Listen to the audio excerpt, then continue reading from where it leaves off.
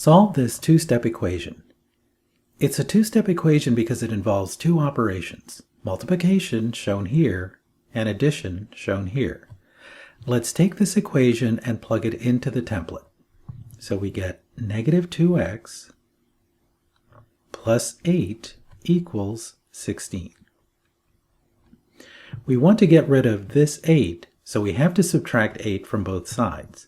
So we get negative 2x plus 8 minus 8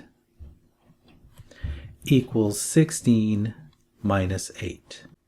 Simplifying, we get negative 2x equals 16 minus 8, or 8. This expression involves multiplication, so we need to undo it with division. So we take negative 2x and divide it by negative 2. And we take 8 and also divide it by negative 2. So we divide both sides of the equation by negative 2.